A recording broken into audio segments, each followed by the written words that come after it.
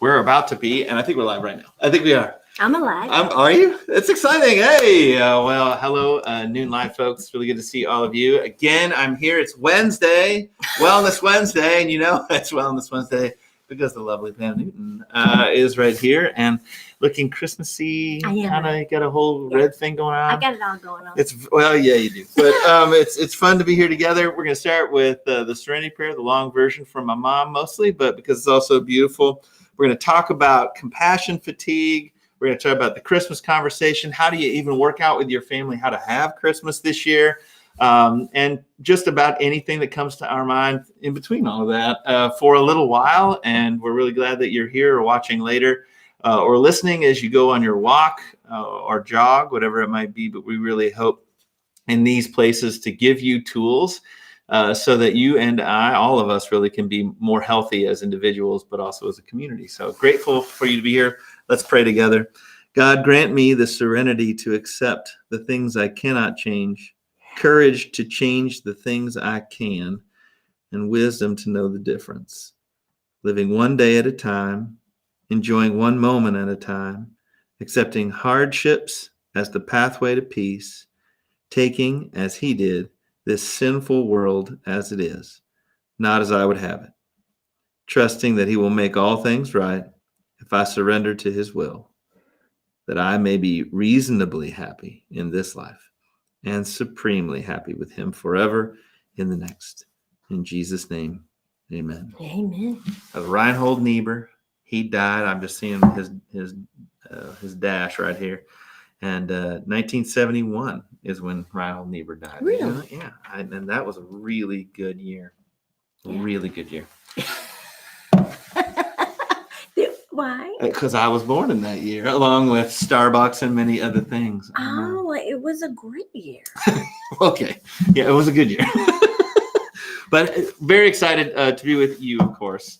But you had kind of a hard end of your week last week. I did. What happened? Well, when we moved to the Austin area, first I was practicing. I was as a counselor and helping set up a counseling practice. And then as I kind of pulled out of that slowly as they didn't need me anymore, I worked myself out of a job, which was appropriate in time. Then I started just doing my own, private practice, primarily out of your graciousness, letting me use an office here. And then with COVID, primarily the bulk of my work is, virtual or on the phone. Right. But I really wanted to slow down more and more. And truly, for a long time, I kept a caseload of 10 and no more. And that was my limit. I'd have 10. And that means that out of 10 clients, I'd probably visit with 7 to 8 a week at the most. Right. Maybe 6. And that was fine with me. It kept my skills going. It gave me purpose. I felt like I was doing what I was meant to be doing. Right. And then COVID hit. And then with COVID, and then like we've talked about in here so much, COVID and the political environment and the, all the stuff in our mess in our world and what we were being bombarded with, more and more people's issues came to the surface. The people who were already struggling, it just amplified all of it. So I got more calls. But typically what it is I get a lot of calls from previous clients in Dallas. Oh, sure. Who I've known the family for 10 years. I know every detail. And they don't want to. Then it's virtual. It doesn't matter that you're not in Dallas. And so they don't want to start over with someone else. Well, starting about 2 weeks ago, I started getting just bombarded with more calls from old clients in Dallas. And I understood it and it was appropriate. And they were hitting some crisis points. Sure. And so I kept adding them to the schedule. And so by the end of last week, I had seen maybe 3 times more than what. Wow. And what happens for me as a recovering codependent person is some people, it is their default to say no easily. Right. It's not mine. Yeah. My default is to say yes, of course. Yeah. I resemble that as well. Yes. And so just like an alcoholic that don't never get too hungry, angry, lonely, or tired, it's the same for a recovering codependent. Because if you ever get too hungry, angry, lonely, and tired, you don't have the energy that it takes to say no, because it's harder for us to set a boundary and to do it well and say no. So, I just kept hearing their voices and saying, oh, yes, I can talk to you tomorrow. Here, when do I have time? I'll do it. Well, by Thursday, I was feeling just the fatigue. Yeah. But Friday morning, it was this brittle feeling. You talk about it as being thin, like they're just, and I was irritable and I was teary. Oh, really? For no reason. It was like. So it literally was right under the surface. Yeah, I could cry in a heartbeat. And people think that counselors know what to do and know what's going on in them. We don't. We're just human. I can see it in counselors need counselors more than anybody. That's the truth, honestly. Yeah. But so it kind of hit me, midday. I was like, you're not practicing what you preach, sister. Ooh. And it was kind of like, I know what's wrong. This bucket is empty. I have let this bucket just get rusty. And until I fill it back up, then I'm going to keep feeling this way. Yeah. And it's on me to take responsibility for setting boundaries. Yeah. And so. See, it's not their fault. No. It's really disappointing. Never their fault. It's never their fault? Ours. How is that possible that it's all our fault? Because it is our responsibility to protect ourselves and to set honest boundaries. And so it was so from Friday till Monday, I didn't do any work. Yeah. And then this week I've got it limited again. And to say, I can't see you this week, but I'll see you next week. Yeah. So I felt so much, oh my goodness, do I feel better? But I think when you're a counselor, you're a minister, when you're other people who are hearing lots of concerns and pain, a lot of pain we hear, and you take it in and you feel it, and you, especially with these people I've had relationships with, I literally love them. I mean, I feel a deep love for them, and so you feel it. You can't keep all that out, and so you are constantly, being empathetic, and it just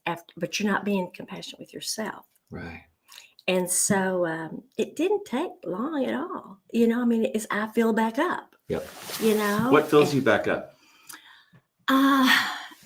Resting.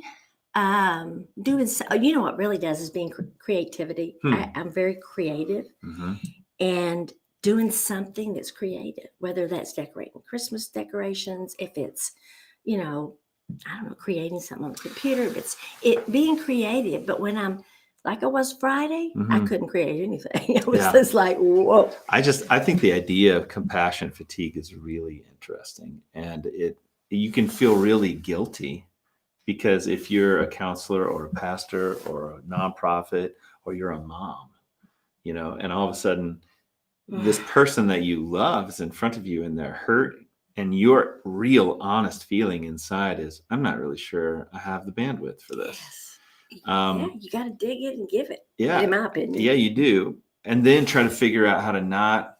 What happens to me is, and I've seen many times, we had one wonderful, amazing nonprofit leader that was a good friend of mine. She got so far past redlining on compassion fatigue, probably a year past her fatigue line, right? That she actually got into a place where she was resenting the people that she had started off to love and really spend her life on. Yeah. And 6 months after she left her work, coming back as a completely different person, actually looking physically younger, which was a weird moment. It will catch up with us physically in various ways. It will, without, it can be backache, headache, stomach ache, can't sleep. It can be a lot of different things. So when you said you didn't practice what you preach, what do you preach? Well, I don't believe the majority of us know or knew growing up what boundaries actually are. What are our boundaries? We grew up, and when we move into the world, we carry the boundary system that we had in our family with us into the world. Subconsciously, like we just we don't even know. To us, that's what's normal and real. Yeah. And so many family systems, there's different types of boundaries, there's different ways, but basically we have boundaries to protect us. Now that can be, we have emotional boundaries, Mm-hmm. emotional boundary system. We have a physical boundary system. Mm-hmm. We have a spiritual boundary system. Mm-hmm. We have an intellectual boundary system, if I didn't say that already. So there's all these systems that if you draw a circle, I was about to draw a circle because I'm used to having a whiteboard. It'd be really fun to have a whiteboard. We should do that I know, sometime. I shouldn't write on that. But anyway, if you think of a circle, Mm-hmm. inside Scott's circle Right. are his feelings, his preferences, his opinions, how he views the world. It's all his. It belongs to him. Mm-hmm.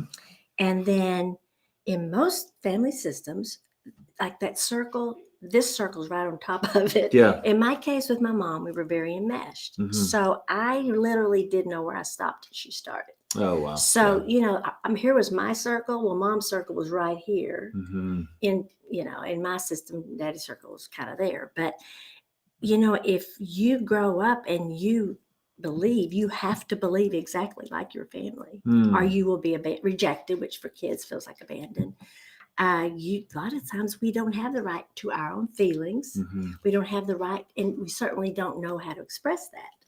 So for many, if we were angry when we were little, we may hear from a parent, don't be angry. He's your friend. Mm-hmm. You don't have to be angry at him. Like, don't feel that. Or really, from my mom, who suffered from such depression, she couldn't handle it if I was anything but okay. Yeah. And so I learned not to feel or You know learned to what I be felt. okay. But really, one of the biggest things I wish we could do is literally in schools, start when they're young, an understanding of what's in their developmental way, and where they can hear Sure. it, but what's yours and what you have a right to. But you have a right to not go home for Christmas. Let's talk about that too. Let's talk about that. There's because what I do love, and Henry Cloud is one of my favorite authors around boundaries. Very interesting guy, and there's many others of them. But John Townsend writes most of them. Yeah, brilliant, right? And figuring out how to actually realize that you have inherited a boundary system, and that the B part about that is you appear like, oh no, I don't want to do that because then I'll dishonor my parents, right? Yes, it will hurt someone's feelings. But if you actually, for me, I was able to say, oh, these parts of my family system are actually really healthy, and I'm grateful for them, and these parts are not. Right. And what I hope to do is actually honor my family and parents by being a generation that gets just a little bit better. Yes. Because that means for my parents, if I get a little bit better, that their grandkids will be a little better than that. At least that's the plan. Yeah, that's the plan. Yeah, and that it does mean doing actual work on that. And I had to, like you, kind of get to that place where I was like, I'm not dishonoring my parents by growing. My parents are actually proud of me for that. And they are. But getting into those places are just really helpful. And then, as you know, having boundaries as a person that works with other people that are hurting, those are even more profound. And so a lot of us are going out now into a family system where we're not in our homes, where we, have probably done it. Hopefully, that's where we feel safest and clearest and most ourselves. Now we're going to be brushing up against family that you don't choose your family, and everybody has parts of their family that they're thinking, well, this is going to be interesting. Mm-hmm. Kathy and I actually would say are very lucky in that we've got a very strong family right now, but it hasn't always been that way, and there's extensions, whatever. But you sent me, and I have since watched countless times and probably passed on to some of you, a Saturday Night Live sketch from last Saturday night, which was screaming funny. Mm-hmm. So if you haven't seen it, it is a Saturday Night Live sketch where it is called The Christmas Conversation. They do it like it's a Hallmark story. And it's moms and daughters, 3 different sets, each with kind of different cultural backgrounds, that are trying to have the conversation where I think in each of them, the daughter is saying that they're not coming home for Christmas because of COVID. And the reaction of the mothers are all... My favorite, of course, there's only one. Well, I guess a couple of dads that show up, but my really favorite one is the dad that says, "Oh, honey, that'll be all right." And then the mom says, "No, it's not." And he says, "No, it's not." Immediately turns it. But so let's talk about what's funny about that, of course, is that all of us are trying to figure out how do we have a conversation and actually build some sense of Christmas. We just did something for Thanksgiving. Now Christmas feels heavier. Like, what are you guys doing? How are you talking about it? What are some strategies or ways that we can open the conversation with our family to talk about it? Because if people are going to be in different places, like, how do we have the Christmas conversation? Well, all families are different. Yeah. All family systems. Everybody's at a, for us, it's pretty easy, Mm-hmm. right? It's just the two of us and the kids are here and we'll see it. That'll be it. Yeah. But that's kind of what it always is. Sure. Because I'm an only child Mm-hmm. and I had an only child. Mm-hmm. So it does make it simple. Yes. So, it's fine for us. But, for so many, they did come from family systems where you feel like literally you're killing your mother or your dad Mm-hmm. by going against what they want. Mm-hmm. And I think I've said this before, but I say it a lot, is Mm-hmm. we don't realize that in the presence of our family of origin, we regress typically to a younger self in a nanosecond. We can. Yeah. All of a sudden, we start feeling like we're 14 or whatever, either the petulant child or the whatever.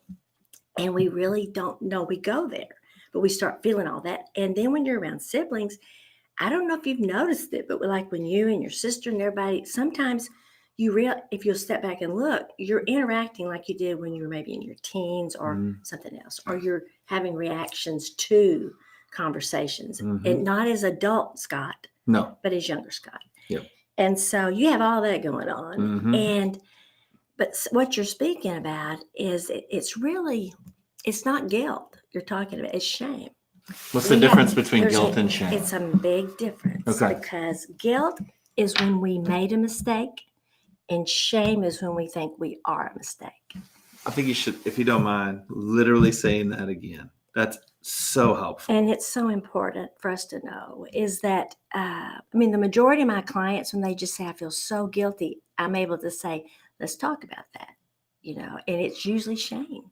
And shame is... Yeah, they're associating that they made a mistake with that's an identity issue. But when you ask them, you'll say, but did you really do anything that was hurtful? Or are you feeling like you're a bad daughter? I'm a bad daughter. Not, I can't meet mom's needs this year. And because we go to a younger self and we get pulled back into that original system unless we're aware of it. And so we go right back. I used to do it all the time. I told you last week, the minute I walk in the door, I became younger Pam and started doing that, walking on eggshells, making her laugh and doing all that, right? And I think I mentioned there's a wonderful book by John Lee, who I believe has been a local therapist and teacher and educator, and it's called Growing Yourself Back Up. And I can't get it on audio, but it's about that thick. It's wonderful. And John Lee, Growing Yourself Back Up. Yes, and it's really good. It's complicated a little bit, but it really explains how we react from a younger self and how, as we catch ourselves, we can grow ourselves back up. And I've gotten pretty good at it because I had to start working at it. Because these hot buttons would be old unhealed wounds, is what they are. So it's when I say it's all different family systems, if you came from that system where mom was kind of a victim and your job was to always make her feel better and feel good, for you to say we're not coming home and hear her reaction, we regress to a younger kid who feels like if we say this and do this, we're going to be abandoned. We literally believe it, we don't mean to. It's like if we're not worked on ourselves, we receive it as if maybe we're an 8-year-old who you really can't fend for yourself, but we're adult. We won't be abandoned. Adults cannot be abandoned. We hear that word a lot, but we're capable of feeding ourselves, clothing ourselves, doing all those things. We have the ability, so we really can. So that's part of it, is we jump back into that in the healthiest thing you can do. And oh my gosh, I wasn't good at it with my mom, but it was like, I feel like literally I'm going to die if I set this boundary. Yeah. And so I would just do what I'd done before and feel so resentful and angry at some point. Yeah. So it takes. And I had just this part of that for me was when I started trying to set boundaries, I wouldn't set them until I was resentful. And then the sure. way that I set boundaries, I Was- had to ask for forgiveness for. Yes, Because I was absolutely. not myself as an adult. I also was a 17-year-old that, you know, I know. and just push people back. So instead, well, what we're doing, I hope, is what you're doing too, which is let's have open adult conversations about the situation, where the And comfort level is, and move into that. So in our family, like you said, it's a little simple. In our family, we have some dynamics of emergency room nurses and oh, like different kinds of things sure. that are going on. So we To have had protect. very different kinds of gatherings. And then my folks, you know, have been really relatively careful, very careful and isolated. My dad goes out a little bit more. Mom stays home pretty good. But how do we actually build some sort of connectivity? And it's not been easy, and it's definitely not ideal. I think the thing that has been helpful in our family, and it may be helpful in others, is talking about that all things being well, and this vaccine being as promising as it looks, this will be the one time. And so, you know, or maybe it'll be a time. We won't be our normal. Right. And Kathy and I actually lived away for a year. So we didn't hit any of those holidays. And so our whole family and ourselves recognized you can do that. You can do one year in a different way. It actually will make next year even more beautiful and appreciated. Absolutely. But yeah, I think that those conversations, you know, are interesting. And they're totally different, by the way, between how we have them with my family and how we have them with Kathy's. Absolutely. Like Kathy's, do you have a planner side? Like, so Kathy's family are planners. Like months ago, they were like, we need to work out Christmas. Here are our issues. Let's look at the calendar. Let's figure out what people, I mean, they did all of this stuff. My family's like, Christmas is coming. I know. Yeah. I know. But you know, one of the things is when we set boundaries often, or we're trying to with mom, and I say mom more than dad, but it can be dad, but it's usually mom. It is usually mom. That's the way it is but most it's of the like time. we find ourselves not just saying it lovingly with an adult mind and saying, I know this won't be the same. It doesn't change how much we love you or how much we want to be with you. Right. But this is a very different year. And you know, we will do some things to be connected with you. But what we tend to do is we weasel into it. And we're kind of like, well, I know you're not going to like this. And I hate to have to do this. And actually, Scott made me call and say this. But Scott doesn't want us to come home. Yeah, he feels really uncomfortable. I'm like, what?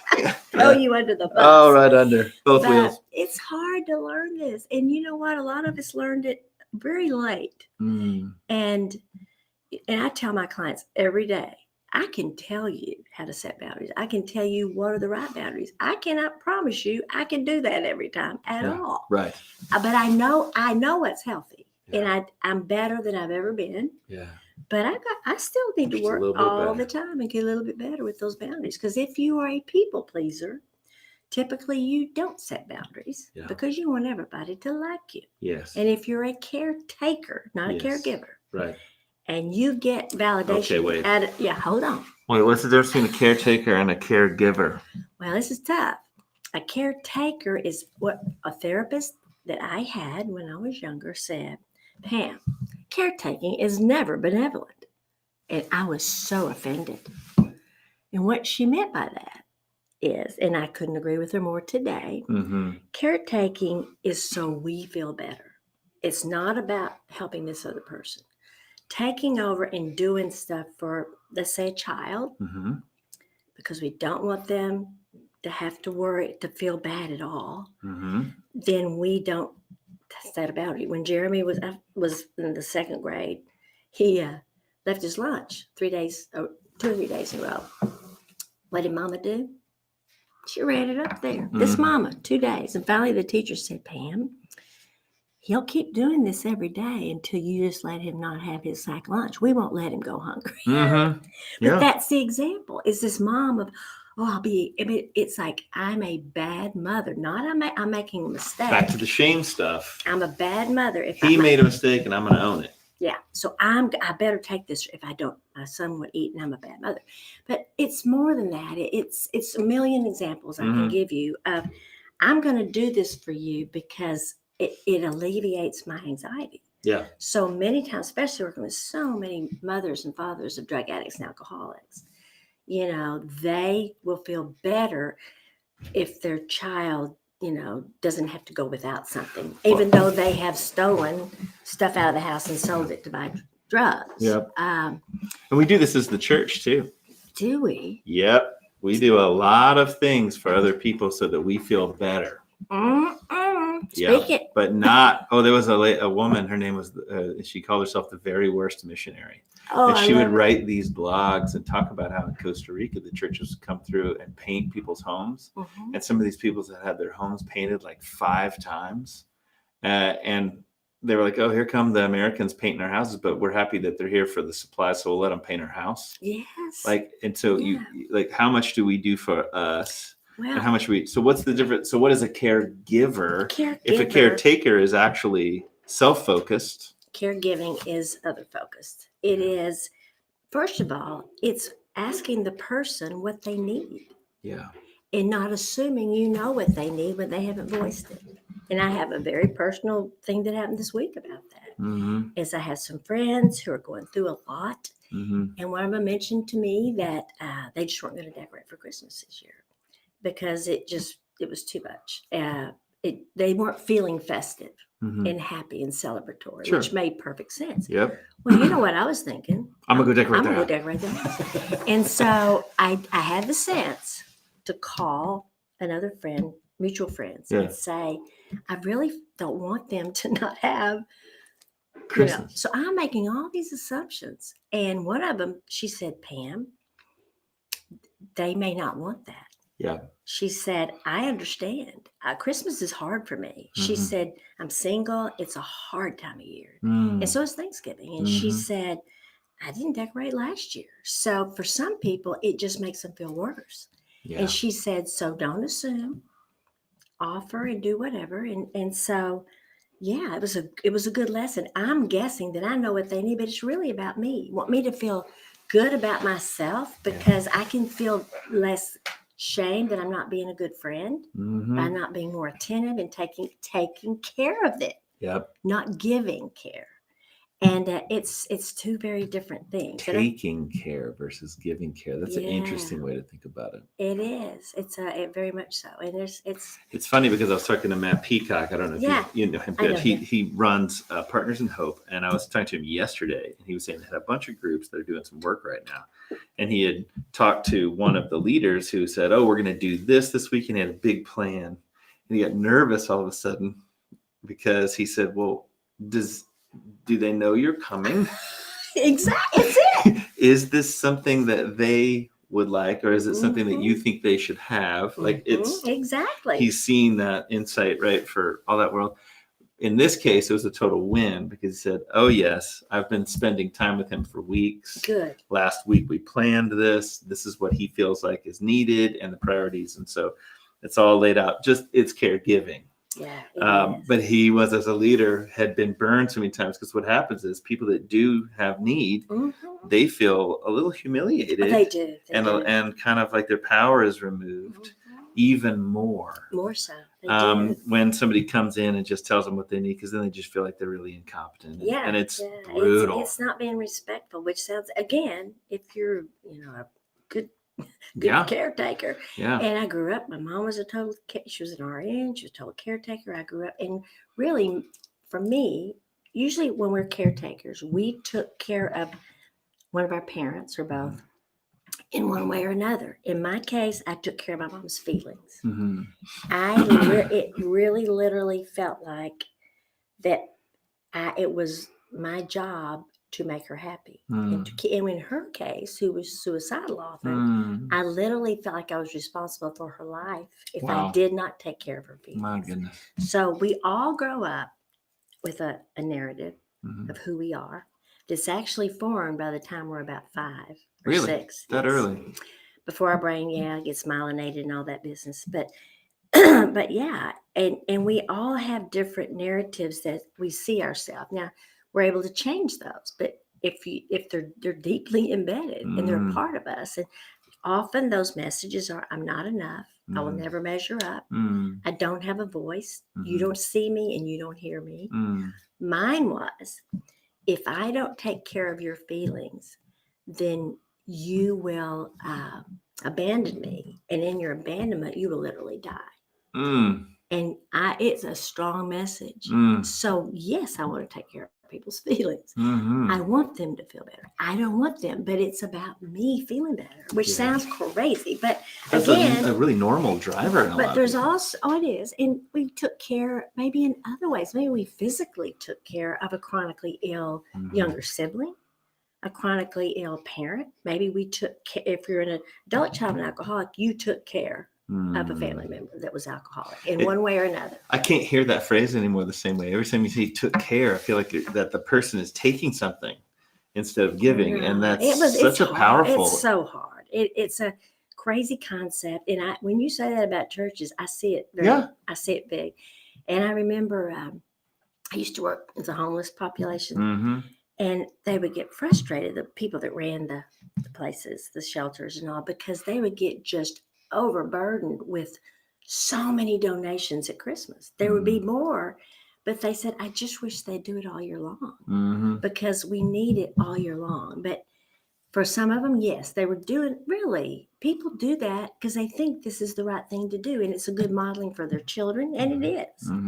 But a lot of times I'll feel really good about myself if I take this to the homeless shelter, and then I can tell my friends, what did y'all do yesterday? Oh, well, we were over at the homeless shelter. We were at the homeless shelter. Now, not everybody fits that. No, but it is definitely a part of it. Yeah, if you grew up with a parent that had some sort of anxiety or depression or alcoholism or whatever, and you were little, when we were growing up, we start writing messages in our brain, not purposefully, about who we are in the world. And then by about 6, we start those survival skills. We don't know it. We do it younger than that, being funny or being super smart and knowing everything, or being a bad girl, getting in trouble all the time.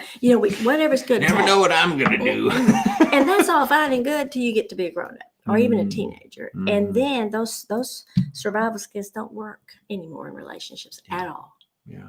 And there's a lack of authenticity, a lack of connection to yourself. We start moving away from who God made us to be the day we're born by just wanting to feel loved and connected to someone, and based upon their ability to do that well. It's all attachment theory and all that business, right? I think I may have told you, I can't remember, but I have a good friend that is on the edges of the church, loves Jesus, is a deeply loving man, beautiful family. Like I think the world of him. But he's definitely on the outside of the way the church functions. And honestly, on the outside of the way that most things function. Yeah. He's a brilliant kind of guy. But a good friend with his mom, and his mom sent him out of frustration. Well, what do you think the church should do? Kind of, one of these things. and he wrote back, when we're children, we know who we are. The church should remind us and then be a place that we can be that. Oh, goodness gracious. And I liked that so much. Wow. I wrote him back and I was like, that's just brilliant. And then about 20 minutes later, he said, don't tell people that unless you mean it. Ooh. So ever since then, I'm like, let's see, what did Jesus say about becoming like a child? It feels like there's some traction here, but I know. Don't do it unless you mean it. So, and with that guilt and shame stuff, again, Brene Brown is the one that I learned about my shame from, and going and getting to train with her back 10 years ago. Yeah. And I'm grateful for all her work in that. And she explains shame and guilt so well. And then just ask yourselves, when you are shame, when we go into shame, we actually leave that conscious part of our brain. Really? We go into that survival part, that reptilian part again. And typically when we feel shame, we feel small. A lot of us feel it in our face, feel it in our chest. We do that thing where the oxygen leaves our brain. We're not thinking clearly, and they call it a shame spiral. Sometimes if we feel shame early in the day, it can ruin a whole day for people. It has me in the past. Yep. And it's a darkness. It's real bad. And it's not cynical. Your brain's telling you lies when it's happening, and you believe the lies. But yeah, I got to where I could, if I did something and I started to feel shame, I go, wait a minute. Did I hurt someone? Mm. Did I intentionally hurt someone? And if I did, I owe an apology. Mm-hmm. Now, if something happened that I didn't cause any pain, I didn't really, it was just a mistake. I made a mistake. That is guilt and it's healthy. Mm-hmm. And you can apologize. Sure. So there's lots of good theological arguments about Oh, are we meant to have shame? Is shame what we're supposed to have? Are we meant to have the church has been in some places the king of shame. Absolutely. And the Bible never has been. Never. I remember. Place, right? No, you're looking at it, and people there immediately you're thinking of stuff in the scripture. And what I'll tell you, if you think of stuff in the scriptures, make sure that when you hear the word guilt's about making a mistake, missing the mark, and that absolutely has to be tended to. And we're supposed to feel guilty. Yeah, you're supposed to. Oh no, I don't like that's bad. I made a mistake, and let me make appropriate amends. Right, but God would never have such deep forgiveness at the level that He has if it was your identity. No, that's not a thing. No, and so I'm constantly like, yeah, you can be guilty of something. I am regularly, but shame is never a way. It's not even interesting. Yeah, and we'll talk sometime about the shame that I realized I had around my blindness. I wasn't aware until that workshop that day. Oh, we got to talk about that. So next time we can't do it today. I want to talk more about that. But let's talk more. Can you come next week? Maybe we'll do our before Christmas bash next week or something like that. Big bash, big pre-Christmas, because I want to talk about that realization, a little bit more about shame. So helpful. But you mentioned something I think that is so important, even crucial during this time, and that is, while it's the most wonderful time of the year, it is also the highest suicide rate. It is when our friends, our beloved sweetheart friends that are alcoholics, have the biggest potential to fall, all the crushing things that can happen during this time of year. And maybe we can talk about what that is, why that is, and 2 or 3 things that not only can we have strategies to think through how to manage the holidays this year, but also maybe some things that we can give when asked. I'll bring you a list of what caretaking is. Oh no, I think that I'm gonna. These will be like. I'll bring you the difference in caretaking and caregiving. That I think would be brilliant, and if we bring that, then we probably need to find a way to put that on our link. I'm just gonna write on that picture. I'll just write on the picture. She can't really see it. I'm gonna tell her that's a dry erase board. She's all over it, and then I'll be in trouble. So. But we'll talk about all that and more next week. I'm always so grateful for your time. I love coming and doing this. Well, it's so fun, and I always learn. I always feel like I kind of just have worked out a way to get my own counseling. Well, the thing is, I forget we're being. I know. It's good that we haven't really had to go. And I'm like, ooh. What did I say? I forgot someone's watching. What did I just say? I think it's just wonderful and brilliant. We get a lot of really good feedback for that. So grateful for you guys listening. Make sure that you like and share this so that other people can pay attention and we can get a little bit better just wherever we are and wherever we go. Grateful again for you and for our time. We'll see you next week for our big finale Christmas show.